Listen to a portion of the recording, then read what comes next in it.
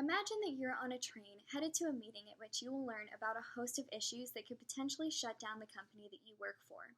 Now imagine that you look out of the window only to discover that large pieces of the tracks are missing. How will you arrive at your destination and get the vital information that you need when there are gaps preventing you from doing so? Sadly, it just can't be done.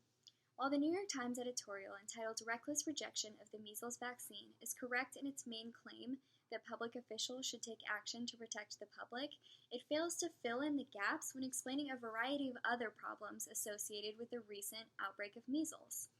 I will be discussing the editorial's lack of depth regarding why parents fear the measles vaccine, how the worsening of the outbreak could affect children on more than just a physical level, and how the importation of the measles virus could be prevented. First and foremost, the editorial is focused on the parents who have facilitated the spread of the measles virus due to their decision to opt out of vaccinating their children. However, only one paragraph is dedicated to the reasoning of these parents whose choices are now adversely impacting the U.S. as a whole. The editorial board would have been wise to both delve into and refute the reasoning behind the decision of parents to seek personal beliefs exemptions from vaccinating their children. The editorial states in paragraph 4 that these parents believe, mistakenly, that the vaccine would cause autism, or they believe, also mistakenly, that measles is simply a disease of the past, so there's no real reason to vaccinate their children. However, the editorial never devotes more than the one sentence previously referenced to discussing why these parents fear the effects of this vaccine so much that they're willing to put an entire nation at risk.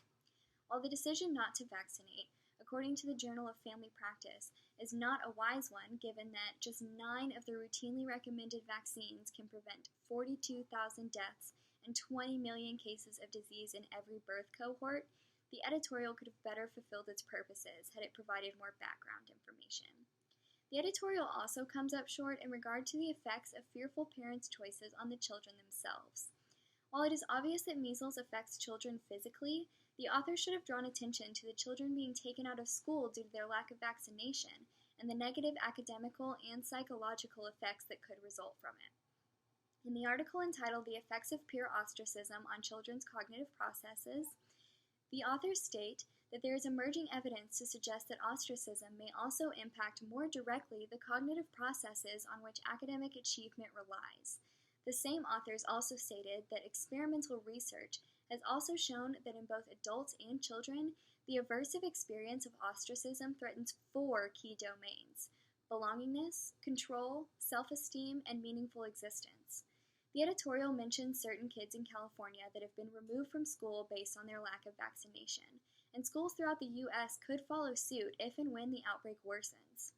What the editorial failed to consider is the fact that children being restricted from living their normal lives might not even know why, and could therefore be suffering from a range of emotional, academic, and psychological issues.